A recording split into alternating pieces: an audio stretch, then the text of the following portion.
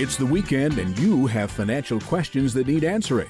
That can only mean one thing. It's time for Jill on Money, the show that takes the mystery out of your finances. Here's your host, Jill Schlesinger. Welcome to the Jill on Money Show. This is the program that attempts to take the mystery out of your financial life. I am Jill Schlesinger, CBS News business analyst and a certified financial planner. I'm joined by my executive producer, Mark Talercio. He is the best executive producer in the world. He's also a certified financial planner. And all that means is that we sat for a very difficult exam and now have a different approach to try to help you guys out. So if you've got a financial question, if you've got some sort of money-related issue, if you're trying to find the next best decision for you and your family, you can get in touch with us by going to JillOnMoney.com. JillOnMoney.com, and all you need to do is click the Contact Us button. A form will pop up. You write down your question, and there's a little box at the end of the form. It says, would you like to join us on the air live? If you check the box, Mark does everything else. We're starting off the program today with Samantha. She lives in the burbs of New York City. So what brings you to our airwaves today? So I have a question about making a non-deductible contribution to an IRA. First of all, let's start first. That's your question. It's, non-deductible IRA, but I'm going to make you do this. So tell us about yourself. My husband and I are both 41, and we have a 4-year-old. Okay. And we both work. We bring in about $400,000 combined. The working rich of the suburbs. Poor you guys. It must be, I will say, if you hear $400,000 anywhere else maybe if you hear $400,000 in New York, the Bay Area, Boston, and DC, it's like, I know what that feels like. You're like in the heart of, they don't know which suburb you're in. I do, which is like, people who make so much more than you do, right? Yes, absolutely. Is it weird or is it okay? It's okay, I think, because our daughter hasn't gone to school yet. Into the school system. But once she goes and she starts going to the rich people's homes, I think it's going to hit us. Maybe you should have moved into a poorer suburb. Have you ever thought about that? Then you wouldn't have the good schools. You wouldn't have the good schools. I know. That's the crux of it, though. Yes. Okay, so you make $400,000 together. You both work. You put money into your retirement accounts? So here's where it gets weird. So my husband is covered by a retirement account at work. He has a Roth 401k, which he maxes. Okay. And he has an HSA, which he maxes. And his employer puts in $10,000 into his 401k in addition. Woo! That's nice. And then for me, I work at a very small firm and we don't have a retirement plan. What? Yeah, there's never been a retirement plan. And I've worked there for like 15 years. Oy vey. Okay. It's so easy to do. Is this a for-profit or a non-for-profit? It's a for-profit. That's weird. Yes. How many people work there? Right now, 2. You and the owner? No, so we had an owner and he was retired and that's, he was collecting Social Security. And I think that's why he never set up a 401k for us. And he has passed away. And so it's being managed from afar with 2 employees, paid employees. I have so many things so many responses to this that are not nice. Do you like this job? I mean, you've been there for 15 years. I love this job. You this love job it? Is great. Yes. I love my job. What do you gain by being an employee? In lieu of getting, like contributions to my retirement account, I get paid a very large cash bonus. And that has been squirreled away for many, many years. And so I feel like that is the trade-off. I have financial freedom, I feel like, through this job because I've been able to put this money away in a brokerage account. Okay, fair enough. You said you've been squirreling away money in this account. So let's go through some of the numbers here.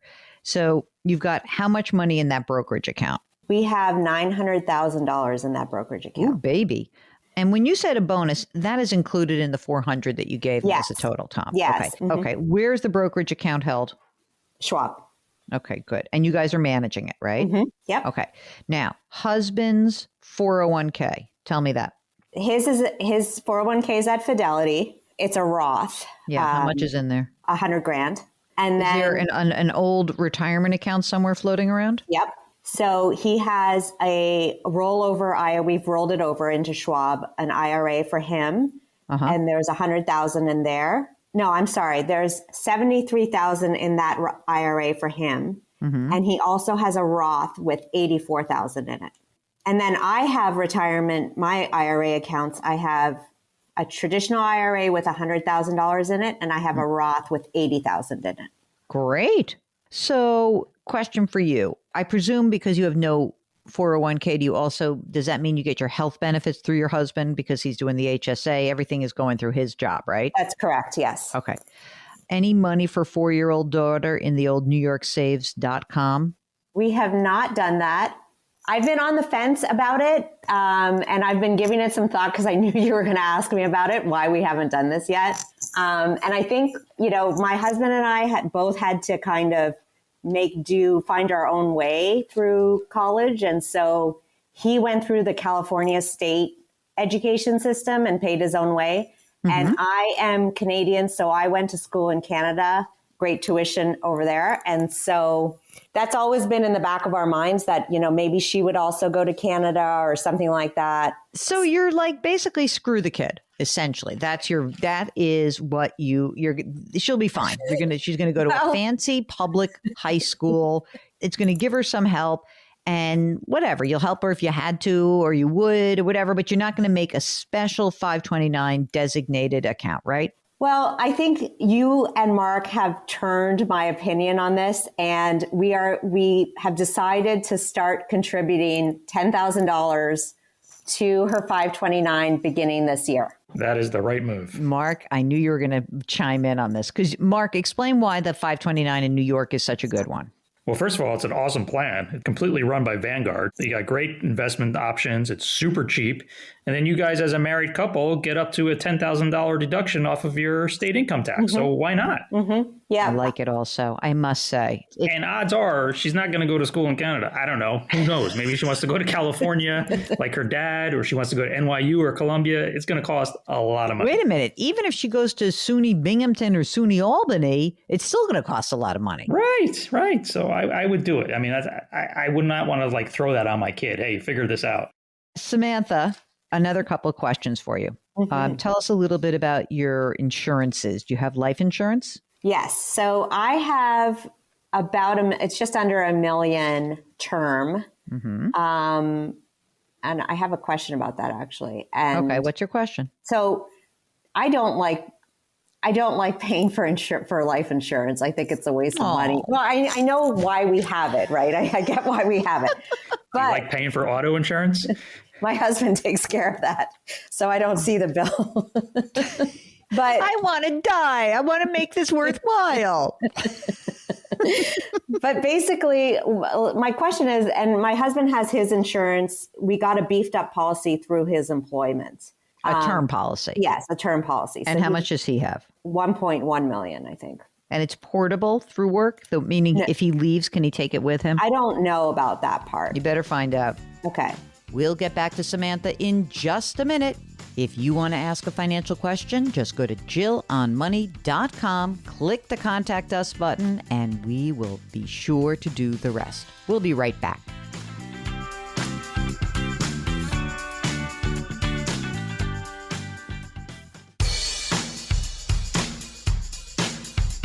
Do I invest here? Should I put my money there? Jill Schlesinger can help you. Back to Jill on Money.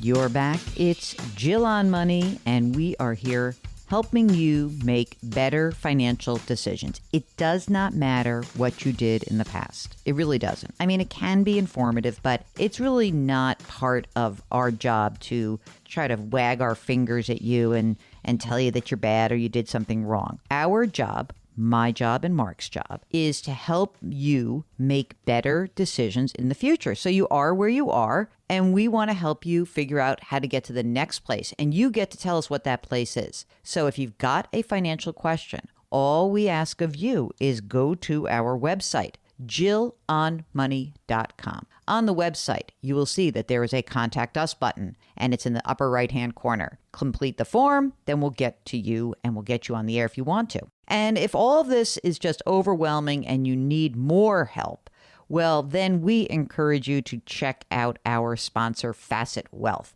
Facet Wealth is a financial planning firm, and they believe that financial planning should be about your needs, regardless of how much money you have to invest. So whatever your circumstances are, they believe you should have access to reliable, personalized financial planning that advocates for you and is offered for a fixed fee. Facet's professionals are all certified financial planners. That means that they have to put your best needs first. That's called the fiduciary responsibility. So if you want to check out Facet, just go to cbsaudio.com/Jill for 2 months free off your first year of financial planning. Okay, so now let's get back to Samantha. We are walking through her financial checkup. So you've got a term policy. What's the term? How many years are left on it? Probably about 21. I think I got a 25-year policy when she was born.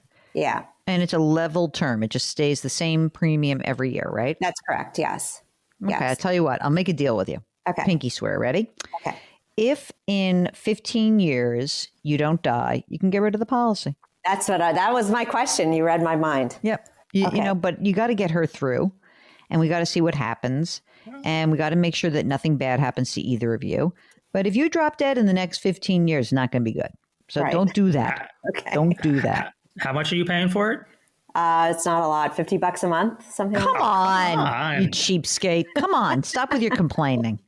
$50 a month. You probably spend more on coffee. I would still keep it in 15 years for $50 a month. I would too, but maybe her husband, she don't want to give him a reason to knock her off or something.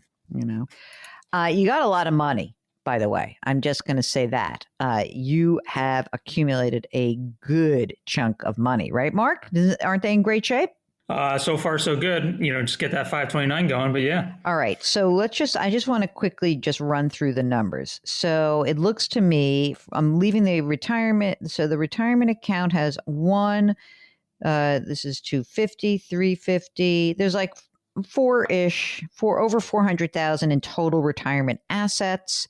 The fact that you don't have a retirement account for yourself, I mean, the brokerage having 900 grand in there, gorgeous.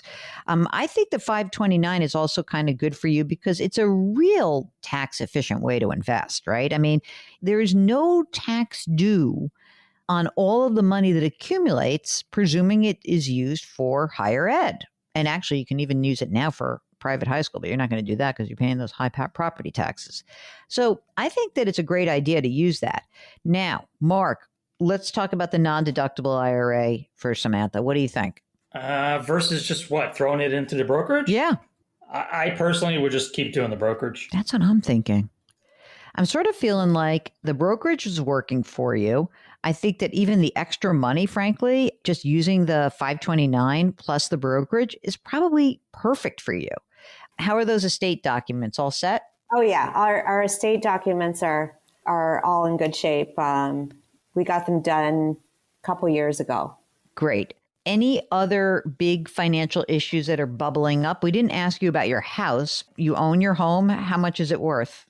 We own our home. It's a co-op. It's worth about $650. We owe about $450 on it. The mortgage rate is like 2.99, something like that. Okay, so you've got this co-op. Is it big enough, or is there any change that's going to happen in the house? Well, I guess I should have told you about this part. I think that we want to move to California. What? How could you drop this on me now? Sorry. What the deal? All right. So what are we going to do in California? You just love high tax states. You're going to go from New York to California, back to Connecticut, right? I mean. And the 529 plan is not great over there. I did some research on it. Well, then you better use the New York while you're still here. When are you going to move to California? I think in maybe 5 or 6 years, we'd like to move there. And, I think we're thinking of something like a new endeavor kind of thing moving out there. And that's why we like the flexibility of this money that we have in this brokerage account. Yeah. Yeah. Yeah, me too. So Northern or Southern California, what are we thinking? I think Southern California. This is an operational plan. It's not like a definite. It's like, it's like in the background. You're not going to make any extra payments on your 2.99% loan. You're going to make sure that, I guess what I would say is this, it's going to be tough for you to replicate housing. It's going to be tough in California. That's all, right? It's going to be as tough as you are now. But if you want to live in a good school district as well in California, what would your opportunity be? Like, wouldn't you have to, like, let's say you were doing this right now. Could you find a place in California for $600,000 or $700,000 where it's in a decent school system or not? I don't think so. I think that we would look to rent if we moved out there. Ah, interesting. Mark, what are you thinking about this? Once she said define movement, then yeah, definitely I would not do the non-deductible IRA. Yeah. You just want to keep all that money liquid Yeah. or accessible. Yeah. It's going to be interesting to see how this goes. That's all I can say. I would love it for you to have a new endeavor or a next endeavor. Obviously, if it's 5 or 6 years, you're still in your 40s, you're still going to need health insurance, like all those things. You promise me you're going to stay in touch so we can walk you through this when you're really ready to do this for real. Oh, yeah, absolutely. I'd love to. Mark, what else do we need to know from Samantha before we let her go back to the bliss of the suburbs? Going to California, yeah, there's no way that kid's going to want to go from California up to Canada for college. I mean, if you're going to do Canada, you better do that now. This is your time. Once you go to California, I think that's right. We have a very dear friend of ours who grew up in Queens, and she moved to the Bay Area. She moved to like Palo Alto. So I sent her a picture of the dogs in the snow, and Robin writes back, "Miss the pups, not the snow." I would miss it. I would miss the snow. I loved the Four Seasons. New York City during a good snowfall is just magical. Yeah, it's a mess the next day, but I would miss it. I know. I would miss it too. All right. Anything else, Samantha, that we need to know of you? Well, could I just ask a follow-up on this IRAs that we have? Sure. We've already been contributing, making the non-deductible contributions for a few years. So there is some non-deductible money in there. It's mixed in with the regular contributions. And I know what the basis is for it, but is there any way to backdoor it into a Roth, or is that not possible? Because Mark, I'm letting you take lead on this. It's just messy. It's not impossible, but it's not something I would recommend that you do on your own. You really want to get some assistance, maybe from where it's held. It can be done, but it's just messy because now you bring in the whole pro rata rule. You can't just separate. Like, you can't say, oh, this is my non-deductible and this is my deductible, and just say those are separate. It's not how it works. They're going to look at the whole thing as one big pie. Okay. If you, like Samantha, would like to join us on the air, all you need to do is hop onto the website. It's JillOnMoney.com. JillOnMoney.com. That is the website. That is where all of our content lives. And don't forget, while you're there, you can pre-order my new book, Jill on Money. We'll be right back.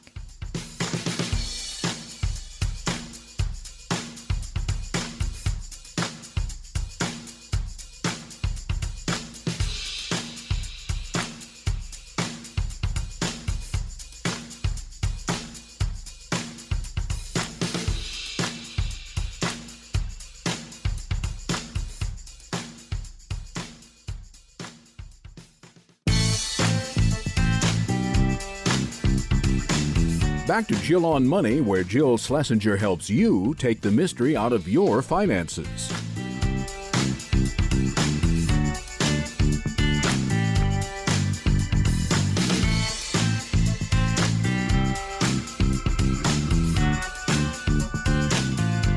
You're back. It's Jill on Money, and we are trying to help you make better financial choices. And if you really need help, it could be that you're in a good situation, you want another couple set of eyes and ears on it.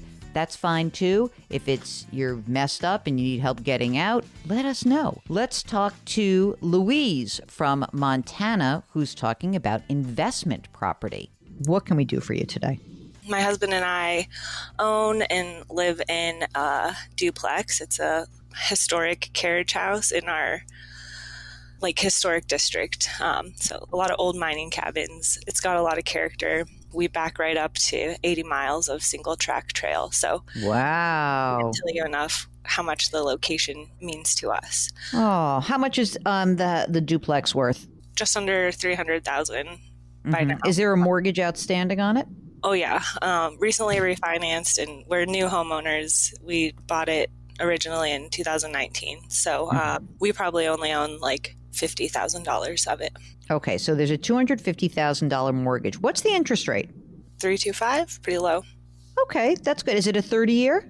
Yes. Okay, great. It's your primary dwelling. This is where you and do you rent out half of it, or do you own are you living in the whole duplex? We rent out the bottom half. We definitely bought it with the intention of, house hacking and being able to save money so that we could eventually purchase another property.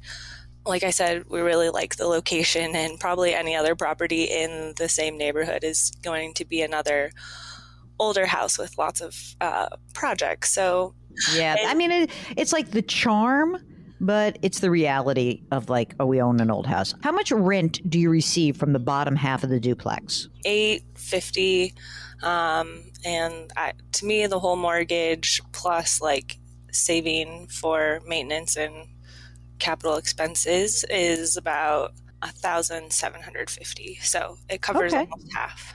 That's great. If you were going to rent out your half, your top half, also, would it be exactly the same, like that same $850, or would it be more or less? Do you live in like sort of the better part or the worst part of the house? It may be a little bit better, but we could probably rent out the whole place for definitely at least $2,000. Oh, really? Because someone would want the whole thing. Well, the upstairs has access to a 2-car garage and it's just a different layout with 2 bedrooms. Okay. All right. So if you wanted to, you could rent out the whole thing and it would cover your nut. And maybe you'd make a little bit of money also. Yes. Okay, got it. And how much do you guys earn as a living? Combined, probably like 110 or 120,000. My husband's an independent contractor, so we wind up expensing a lot. So we probably adjusted. Maybe it's more like 80,000. Okay. And then do you have a retirement plan that you're both using? Yes, I work for state government, and I learned recently preparing for this that I have a 401A, so it's like a pension. So I put in 8% of my paycheck. My employer matches 9%, but it ends up being some formula in the future. And you like it? You're going to stick around there?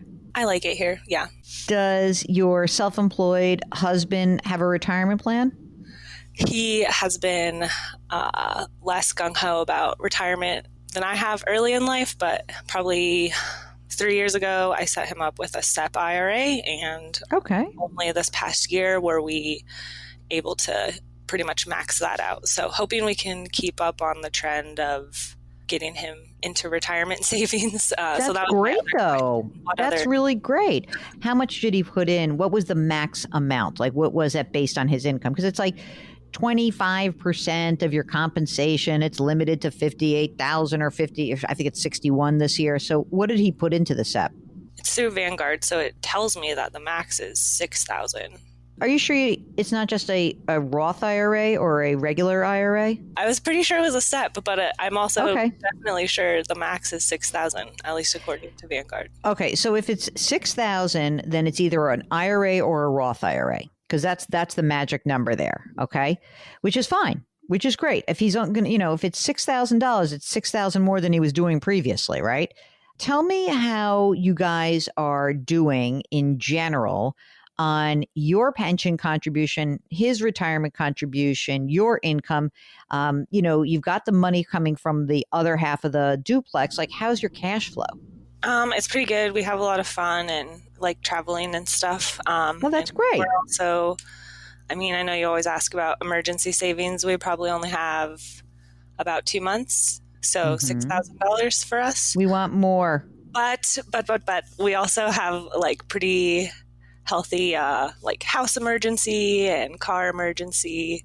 Okay. So you have like an emergency reserve fund, but then you have two other emergency reserve for you've like split out what the potential emergencies could be. Yeah, I'm kind of neurotic about savings categories. I have Okay, them, so wait a second. So if you add up all of the categories for me and just tell me what you have. that would be just shy of 20,000. Okay. And you said you spend about $3,000 a month? Yeah, so almost 7 months. Okay, that's good. That's really good. So now here's what I want to know from you. What's the core issue that drove you to write into us? Well, there's a couple scenarios where we could see not wanting to keep a tenant downstairs.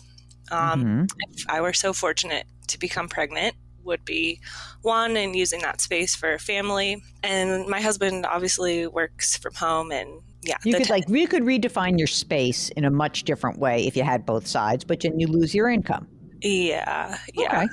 Is there a scenario where you're like, number one, let's sell it and just buy a single family house, or number two, let's keep it and get something else and have $2,000 a month coming in?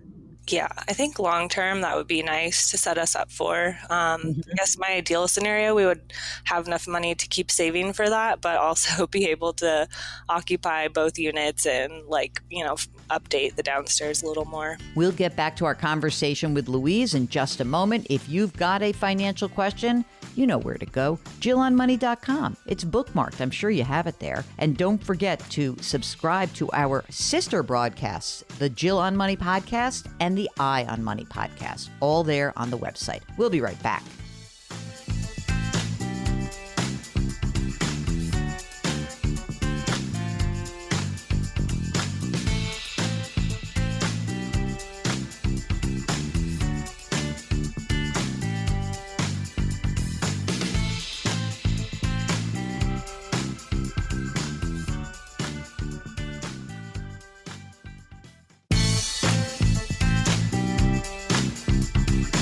.401ks, IRAs, refinancing, she covers it all. Back to Jill on Money with Jill Schlesinger.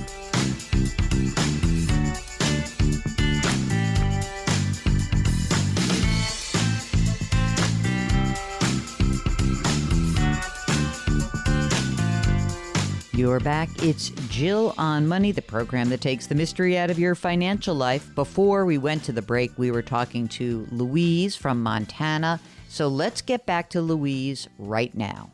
Tell us what you really want to do. Let's see if it's possible. What's your, give me your goal. You know what? In an ideal world, what would it be? I think ideally they probably want to keep the current place and be able to get another place. Yeah. I think it's convoluted. I'm going to be, hello, Jill Dream Crusher is coming on up. I don't think that's happening. That's just my 2 cents. First of all, I think, do I think that you could give up the rental income and have someone else and have all the space and make this your forever home? Yeah, sure. That I do think you can do. You're not making enough money rental income. You'll be able to figure this out. I have no doubt about that.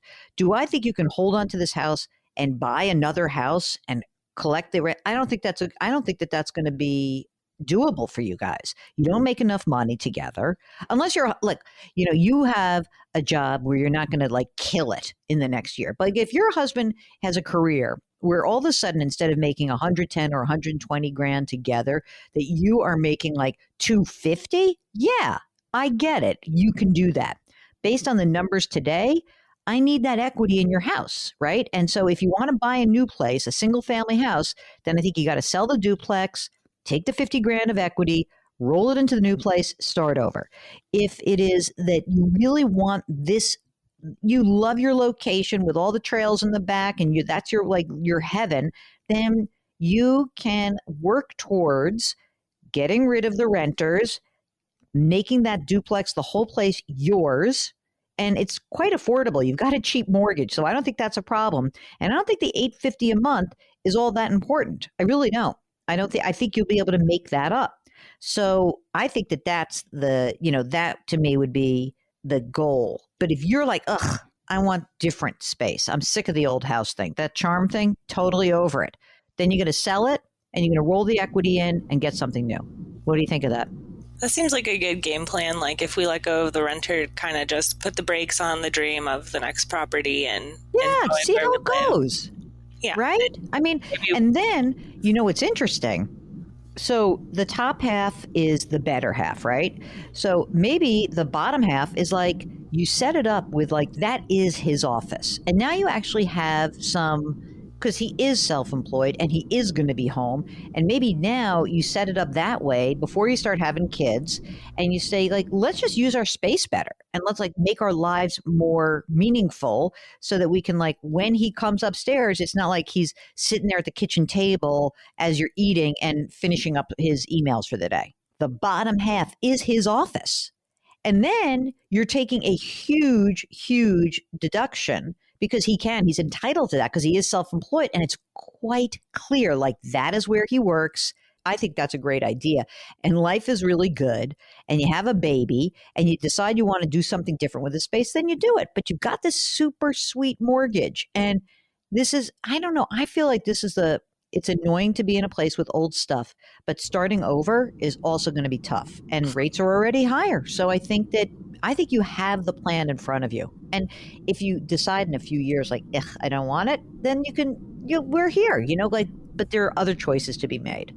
Thanks. Yeah. So is it really just like the walls that define what you can write off? Like I know when I've done taxes previously, it's kind of like the square footage that his quote office occupies now, which is basically, our living room, one quadrant of the unit. Right. It's the same thing. It doesn't really mean the walls. It's just easier to define it that way, to be like, in other words, you could say, again, don't lie, but if you're saying like, we use the bottom half of this apartment and it is his office, it's not like it's so much money. Like it kind of makes sense to me. Like if he had to go get office space in town, how much would it cost him? At least $300. So if you said the half of the bottom unit, right, is his office, that seems reasonable to me. I mean, the other half might be a little gym. I don't know, but don't be a pig. But if he's really down there and he's using the whole thing, and it's just much easier to define it that way because then taking a fraction of what you're using of your primary. Yeah, we could get a bigger home office right off. Yeah, totally. Downstairs. Okay. Absolutely, because it's real. Because he is doing that. All right, so let's do what we got right now in front of us. See where you stand. See when you have kids, and like stay in touch with us. Thank you. Isn't that good? Do you guys have wills? No. Mark? No. Tell them what to do. As you like to call them, Jill, simple sweetheart wills. I leave Sweetheart everything wills. to you. You leave everything to me. Yep. Can we just write that down and sign? No. Mark, where should they go? Just to keep it simple and cheap, I mean, it's a very basic situation. I would check out Policy Genius to start online. They have a very easy to use estate planning tool. You can use any online tool that you want. Okay. It's like $150. That's what I'm talking about. It's very easy to do, but you should do it. Okay. Okay. I know sometimes you contact us and I become a little bit of a dream crusher. I'm trying to help you figure out what is doable in your life. And that often can require me to tell you things you may not want to hear. I hope I do it in a way that is acceptable to you. And if you need a little kick in the tush, I'm there for you. But, I promise that when you contact us, we are going to give you what we believe is the best advice for you. So it's Jill on Money, and we will be right back.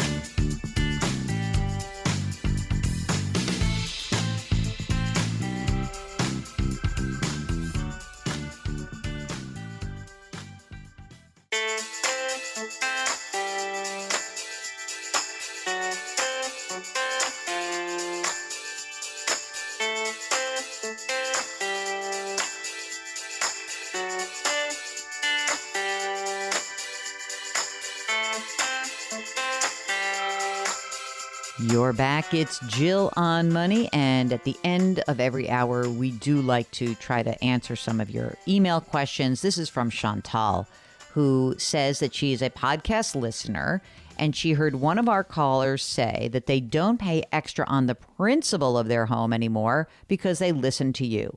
Why is it not a good idea to pay extra principal to pay down a 30-year mortgage?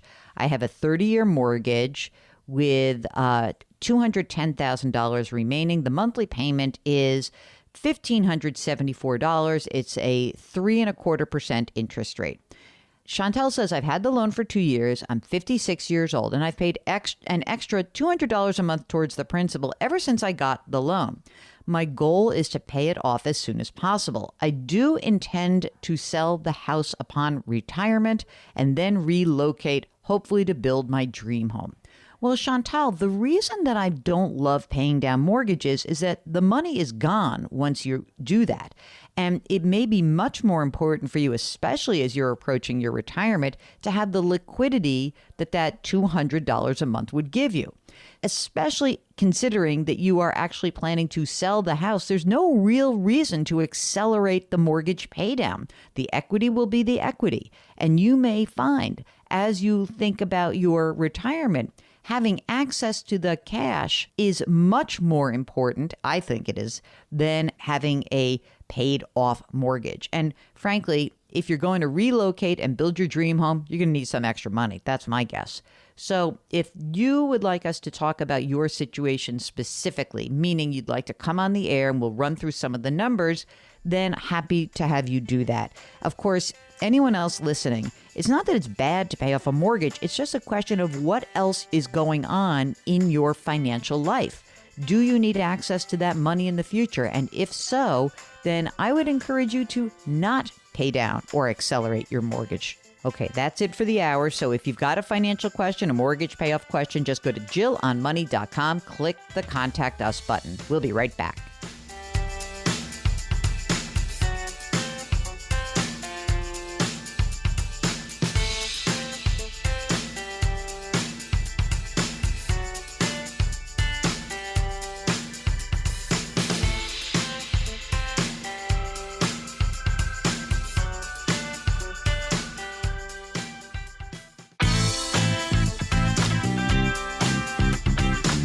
It's the weekend, and that can only mean one thing. You're listening to Jill on Money, the show that takes the mystery out of your finances.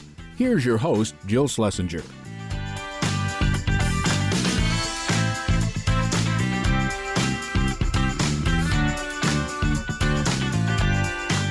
You're back. It's hour number 2 of the Jill on Money show. If you've got a financial question, if you are weighing a new job opportunity, if you're trying to figure out how to downsize, good luck with that.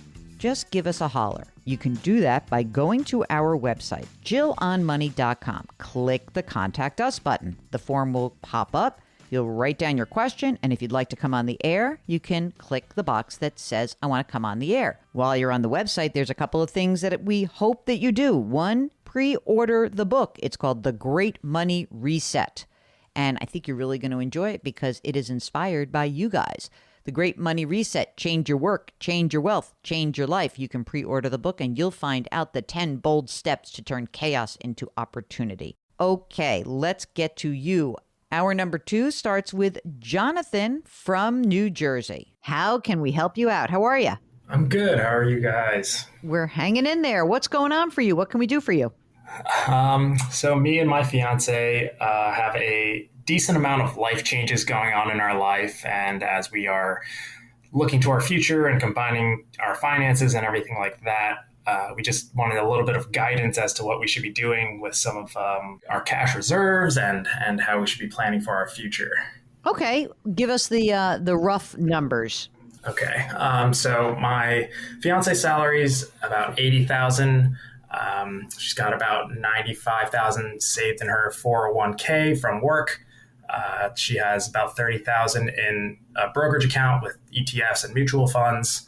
She's got about $12,000 in a Roth IRA and about $35,000 in cash. Okay. For me, my base salary is about $67,000. I've got about $93,000 in a Roth 401k. My brokerage got about $20,000 in ETFs and mutual funds. I don't have anything in a Roth IRA at all, and I have about $10,000 in cash. When are you getting married? Planning for May 2023. All right. And who's paying for it? Her parents will be paying for a good majority of it. We still want to contribute since it is our wedding, and I think we're going to be contributing about somewhere between 10 and 20,000 of our own money to pay off some of the wedding expenses. Okay. Any debt from school or anything floating around? She has no student loans, and I just finished my student loans at the end of last year, so we're clear on those. Oh, that's awesome. Excellent, excellent. Fantastic. Okay. So what else is happening? You said you've got a lot of life changes besides the wedding. Anything else? We are also moving to Denver over the course of the next month. So we have all of those kinds of expenses going into it. We'll have, our rent will be about $200 more per month than what we're paying right now. And, with the wedding costs as well. And also my parents are selling a home and, giving me about $50,000. So I'm going to be getting a cash influx that nice. I love those. I love those parents of yours. Do you have siblings? Is this going to be something that they're doing for everyone? What's up? Yes, I do have another sister, and she will be getting some of that as well, same amount as me. Each of your parents can give you, both of your parents are alive, right? Yes. Okay, so they can give you 16 each, okay? So they can give you $32,000, and they can do the same for your sister. Is your sister married or fiancéed or anything like that? No. Okay, so then what they would have to do is either... If they want to do 50 at once, they would have to talk to their accountant and make sure they file a gift tax return, which basically says to the IRS, we're giving part of our lifetime gifting amount right now. It's very easy to do, but you have to do it. Okay. And then if they don't want to do that, then they would just wait till the next calendar year. So they give you your 32 right now and then give you the other 18 January of 23. So those are the choices. It doesn't really impact you. It's just for their sake. You really need to do that. In this move, anything else? Like, are you taking a new job? Are you getting paid more? Like, what's happening? We are currently able to keep our jobs remotely. So we will be keeping our jobs as we move to Colorado. We do have to, let our companies know and stuff like that. But I'll be keeping our jobs, and I will probably be looking for a new job once we kind of settle down with all these other things, just for a change for myself. Okay. So now what's your big burning question? What to do with this 50 grand that comes in eventually? Yeah, I think that's one of my big things, to try and make sure that I utilize that so that over the course of the next, 2 to 3 years, if we decide to buy a home, I have all of the money in the proper places so that I don't have to pull it out of somewhere and get hit with any kind of major deductions or taxes on that. Mark, go for it. Tell him what he should do with his money. Well, if you think you're going to be buying a home plus the expenses for the wedding, my initial reaction is to keep that 50 grand someplace safe. I wouldn't even invest it. Okay. I'm sorry, but it's so boring, but it's true. Yeah, I mean, that's kind of one of the options that we were exploring, and thought that might be the case because with all the uncertainty that's been going on and what's going on with here's another way to think about it. You make the move, right? You get everything settled. Whatever you think it's going to cost you, it's going to cost more. You see where you land, okay? Because if all of a sudden you're making a ton more money, if all of a sudden instead of making $67,000, you're making $107,000, then we have different opportunities. But I think that you both know that you want to contribute to the wedding. You said 10 or 20,000 between the two of you, or each to this wedding? Between the two of us. Okay, good. So few. So, I mean, let's see what that number is. I think you'll know more in a few months. And then at that point, if things have really shifted and you've absorbed the move then great, we can invest the money. But besides that, I would do nothing right now. Totally boring. If that's the right move, then I think that's the right move. Trying to, finagle it in any way. Yeah. Set myself back. Yeah, I think that you've come a long way. You've paid off debt. You're ready. I'd leave it alone for now. I do think that that's the best idea. I really do. And Mark, is there anything else that we should be thinking about before he gets married? No, I was just curious. So I know he sent us an email and he listed out all of their assets. The cash account, is that considered your emergency reserve? And do you guys consider that combined or separate? The cash reserves are they're just kind of just cash that we have on hand. And then we consider everything combined pretty much. Yeah. Okay, so if that's your emergency reserve, 30,000, that's probably fine for a few months. I think 30's all right. I mean, we'll see. And you also have to get sense of like, do we really like? Why are you moving to Colorado? Are you from there? No, we have some friends and family that are out there, and it was that opportunity of being able to work remotely and keep our jobs and have we're young enough where we don't have to necessarily take care of either our parents yet. So if we were going to do this kind of adventure type thing, it would be now rather than later, before we have to maybe move back and be closer to family for any given reason. Okay. Trading in the GW Bridge for the Rocky Mountains. Nice. How about that? Right. I'm trading in the Garden State Parkway and Route 95 for like living a beautiful life. Are you young and starting out and need some general guidance? Are you older and approaching retirement and need some guidance? We'd love to help you. Go to JillOnMoney.com and click the Contact Us button. We'll get you on the air. It's so cool.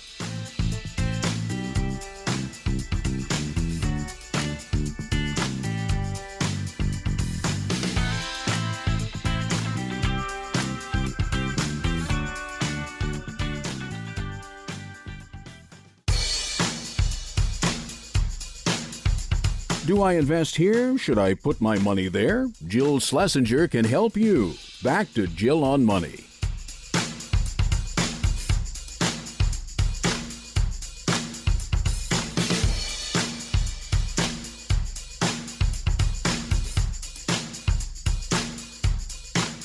You're back. It's Jill on Money, and we are answering financial questions from you, our wonderful listening audience. If you've got one, just go to our website, JillOnMoney.com, and there you will see the Contact Us button. It's in the upper right-hand corner, and you click that, complete the form. If you want to come on the air, you check the box that does that. Now let's talk to Stephen and Jennifer from Connecticut and see what's on their minds. Welcome to you both. Let's start with Jennifer, and you tell us what brings you to our airwaves, Jennifer. My husband is a big fan of your show, and he told me that he reached out and that he would really like me to be here. So here I am. You're not a fan? What are you listening to while he's listening to us? True crime. Oh, really?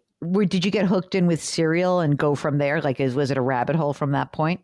I really like Crime Junkie and Morbid, but I haven't heard of Serial yet. I'll have to check them out. Serial is like the OG. It's phenomenal. It was 2014 is when Serial came out. It's very compelling. Okay. Now, hi, Stephen. Since you're the big fan, what brings you to the airways, you and your wife? What's happening? The reason why I'm here is, I think we're doing really good. We're doing good. I'm 30, my wife's 28. I feel like we're doing good, but I just feel like sometimes I'm like, what am I doing all this for? Like, what are we working towards? Are we being not necessarily as efficient? Are we being too efficient?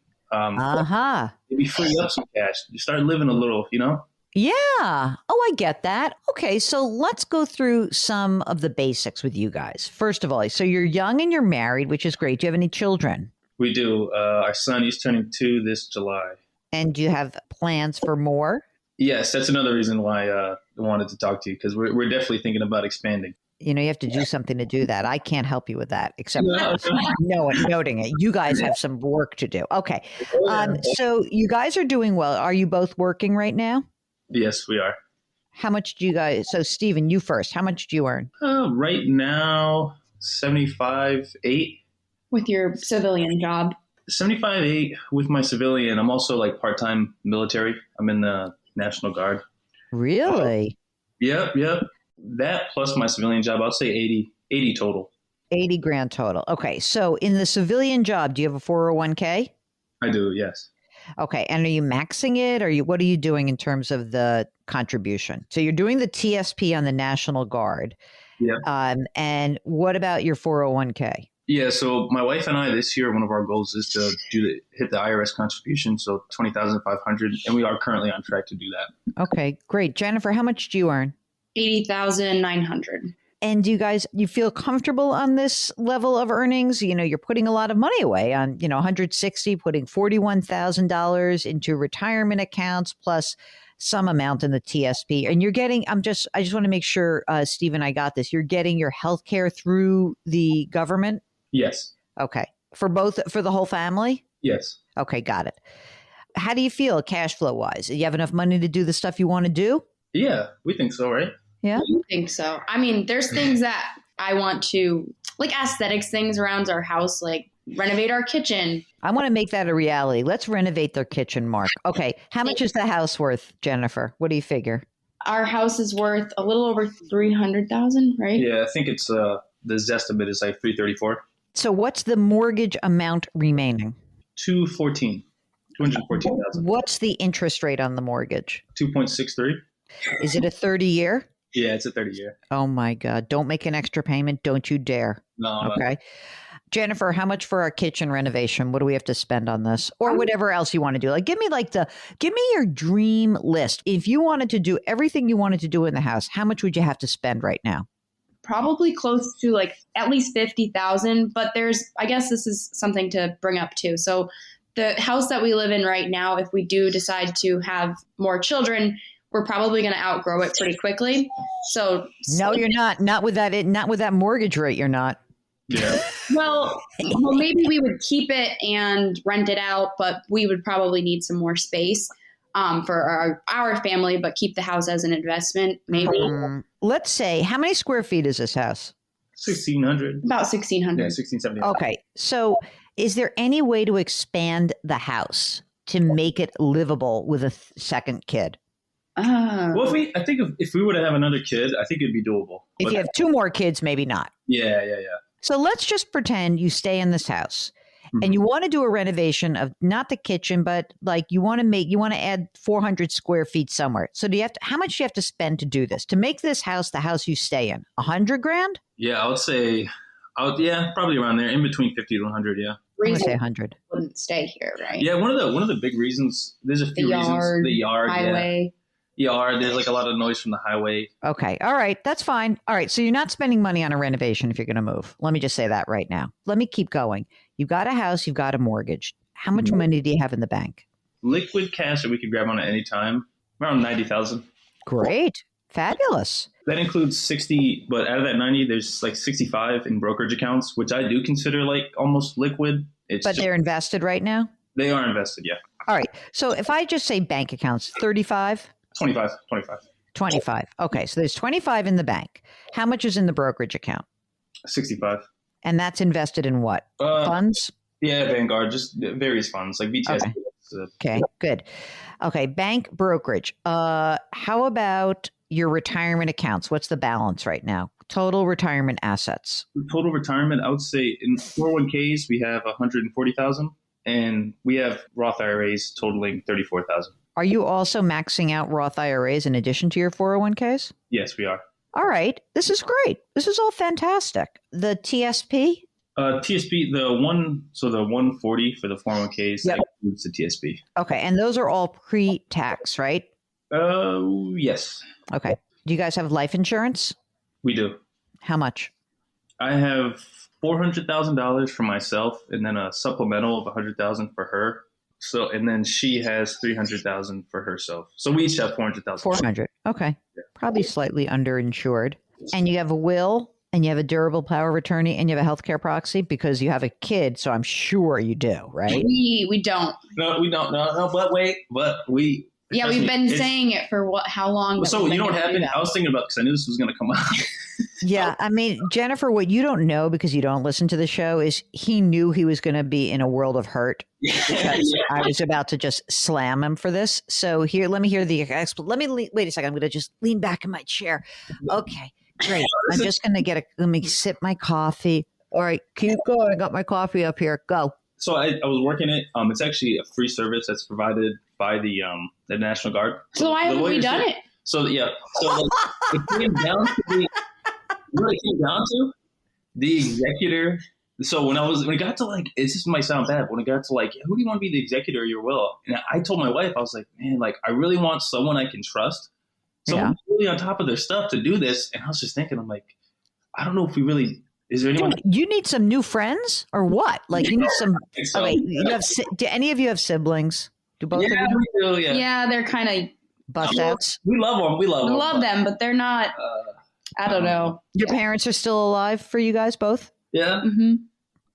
One of your parents has to be like have their heads on their shoulders. My dad kind of. Not really.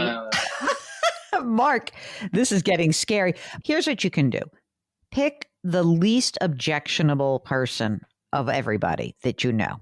I mean, literally the least objectionable, and just do it. And then you'll change it after.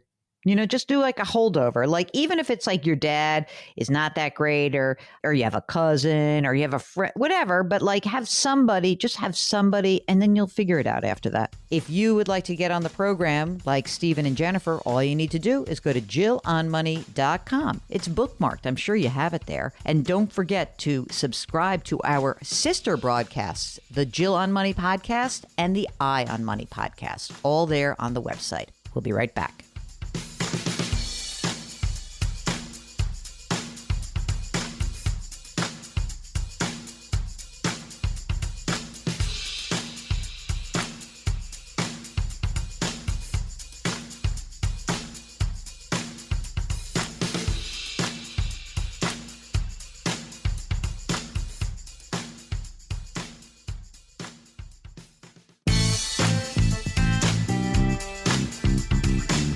Back to Jill on Money, where Jill Schlesinger helps you take the mystery out of your finances.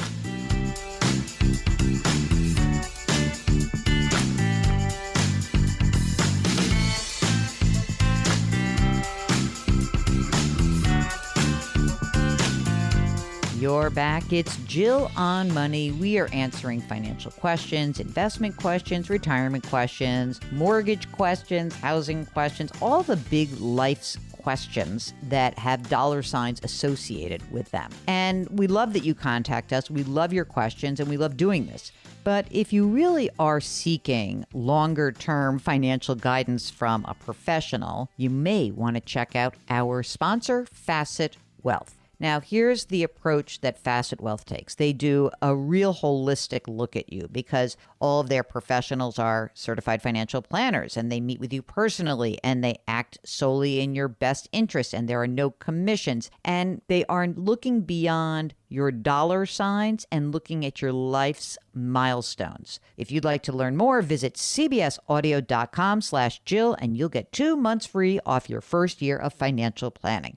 Okay, now let's get back to Stephen and Jennifer. Let's say you sell the house. What would a house cost you guys right now?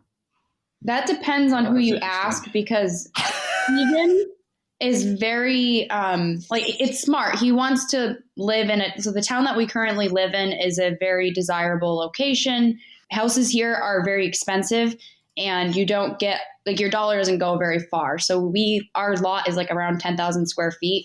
So if we were to move in a less desirable town, we could possibly get a bigger house, a bigger yard for a price that we could, comfortably afford. But if we want to stay in this town, we're looking at spending a lot of money. Yeah, just to get a flat backyard here, a decent backyard here, it's tough. The zoning and everything's because there's a lot of demand to live in this area. Yeah, it's just hard. You got to pay a pretty. Okay, let me ask 2 other questions. Are you planning on sending your son and potential second child to private or public schools, or does that depend on the decision around the house? It depends, but we're definitely leaning public. Okay, so let's say public. So then the whole point about the public thing, which is a total scammeroonie, but it happens, is that you have to pay more to be in the place where you have a decent school system. So if, I wouldn't just move to get more space in a crappy school system. By the way, house values tend to stay higher in these great places because they do have good school systems. So now I want to know, how much do we have to spend for you to be in a decent school system? Maybe not your exact one. That you feel comfortable sending your kids to school in. Give me that number. Say 400 at least. Yeah, at least 400. Let's say 500 because I think you guys are lowballing this. Yeah. Okay, so let's say it's 500. Okay, now here's the issue. Well, you're not going to do it right this second. I know that. But The way that we would finance this, let's just pretend it was today. You would have the equity in your current home, right? The $85,000 of equity, plus you'd take some money out of your brokerage account. So you'd sell what you have in the brokerage account, pay the tax that's due, and then you'd put down this, $100,000. You would then have a $400,000 mortgage. Okay. Mark, a $400,000 mortgage, a 30-year fixed rate at 5%. Let's see what those numbers look like. You're looking at about $2,150. Okay. What's your current mortgage payment right now? It just went up. I think it's around $1,700.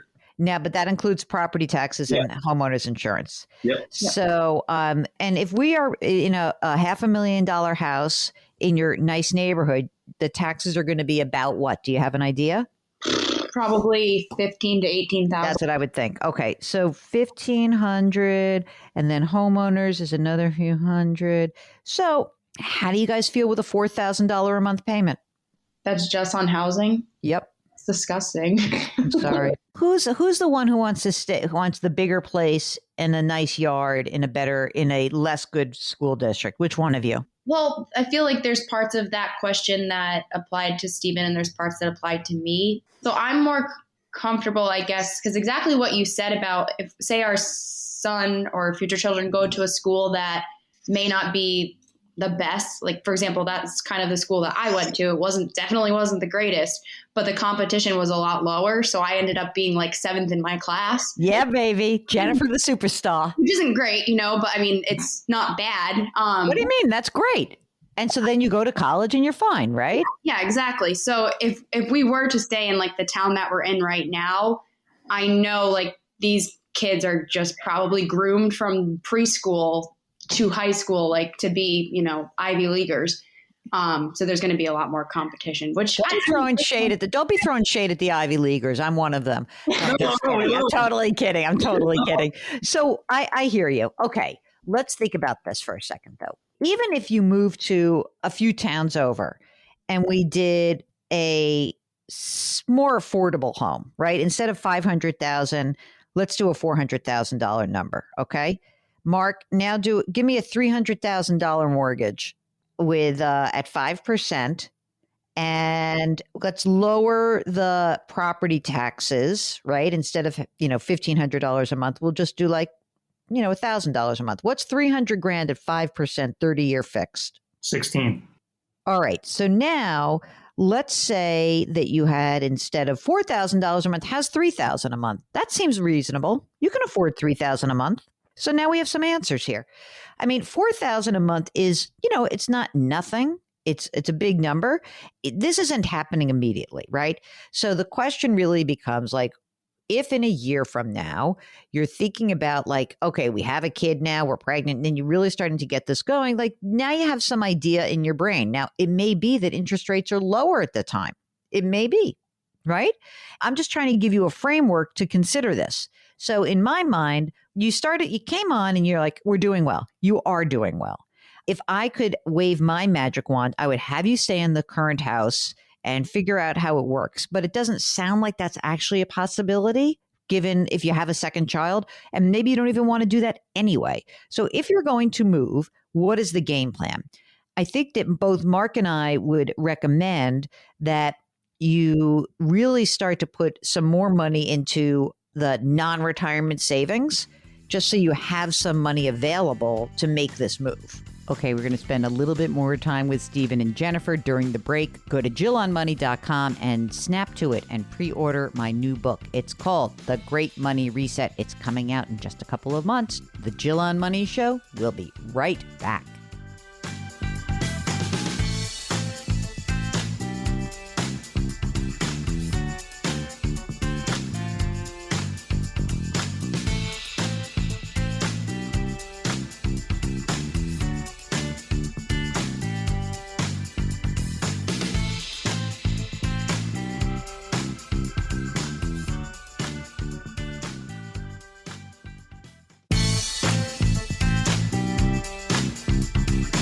.401ks, IRAs, refinancing, she covers it all. Back to Jill on Money with Jill Schlesinger.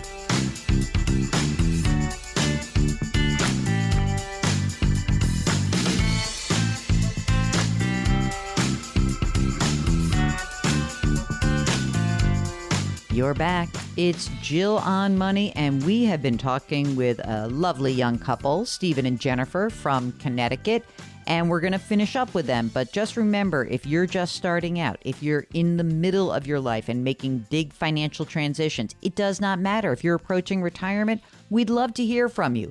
Go to JillOnMoney.com, click the Contact Us button, and we will get you on the air, just like Stephen and Jennifer. So let's get back to them.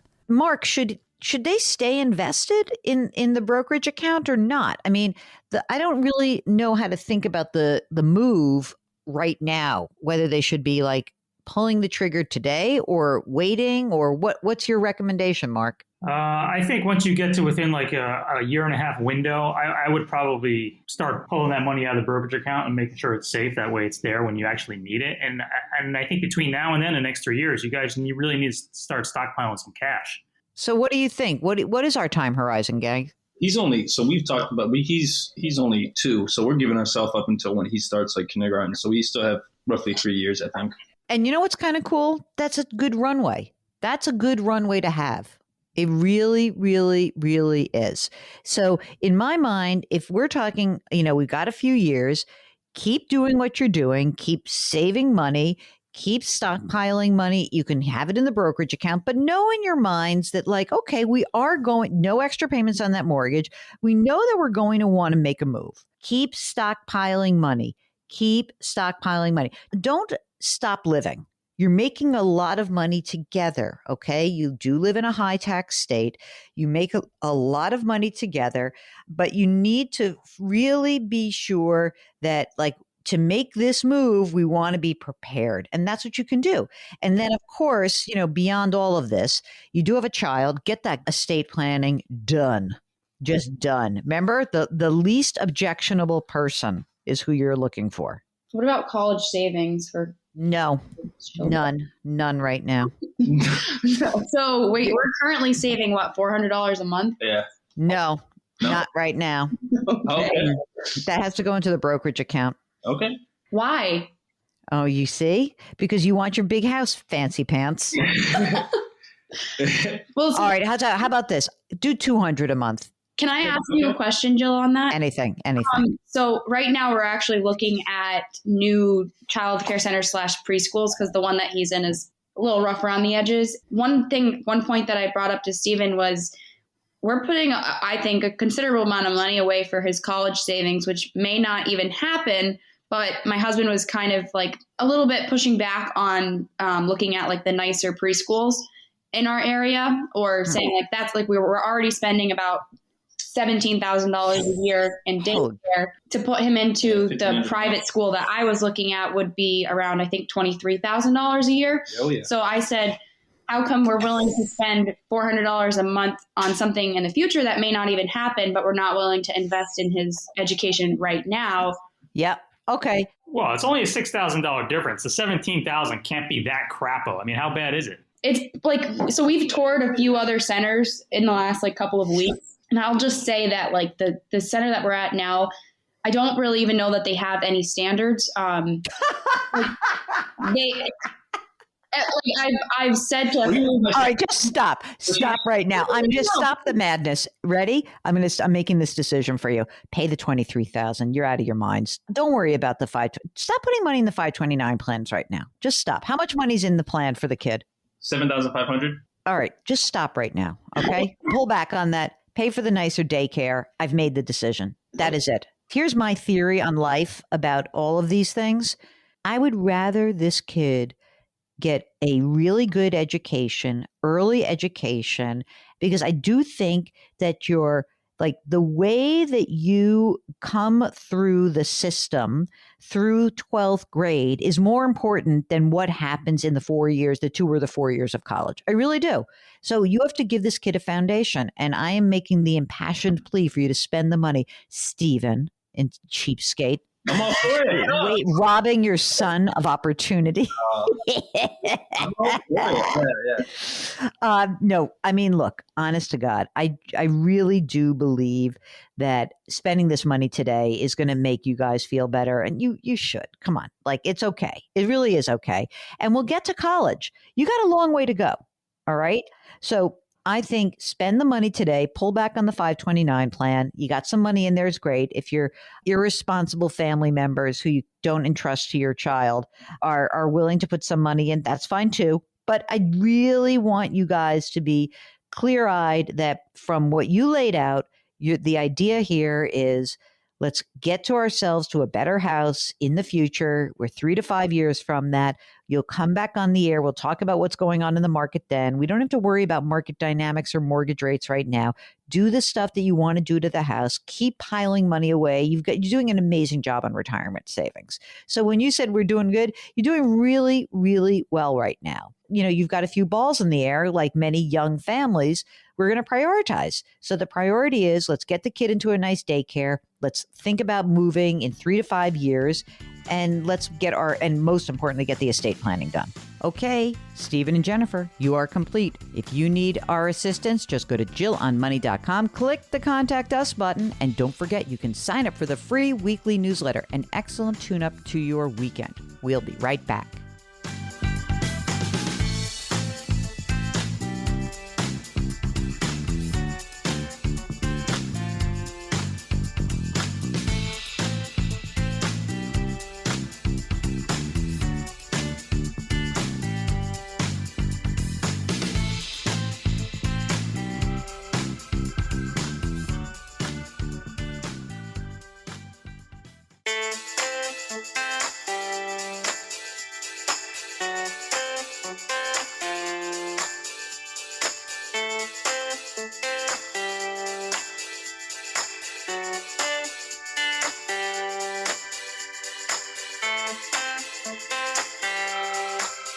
You're back. It's Jill on Money. Before we close out for the day, let's take an email from Jean, who writes, I am 73. My husband is 79. We have a $151,000 outstanding mortgage balance. My husband just received a $60,000 disability check from the VA. We have no other bills but this mortgage. Should we put the money towards the mortgage to bring down the amount, or should we invest it somewhere else? Okay, so we need a little bit more information from you, but considering you have no other debts, big question. Do you have an emergency reserve fund? Now, often when you hear me talking to people who are still working about emergency reserve funds, we talk about 6 to 12 months in liquid cash, meaning a savings account, a checking account, a money market account, maybe some short-term CDs. But when you're already retired, we extend that period. We do try to have at least 1 to 2 years of your living expenses in a safe place. So if you have that and you're all set, that's great. And I'm also wondering what other income is available to you. I presume you're both receiving Social Security. And do you have a pension? Is there, because this is a disability VA payment, I wonder, is there some sort of military pension that's out there? So I'd like to know a little bit more of the details. I'm not a huge fan of paying down mortgage debt, especially as you get older, because often we find that situations develop and you want access to your cash. Maybe you need some extra care and something else is going on. But if you really are awash in liquidity, if you've got another big account that's already invested, then maybe it could be a good idea. I guess what I'm saying is I need a little bit more information before I weigh in on this one. Okay, that's it. That is the program. Our music is composed by Joel Goodman. Mark Talercio is our executive producer. We always encourage you to do something nice for someone else today. Thank you so much for listening. We'll talk to you next week.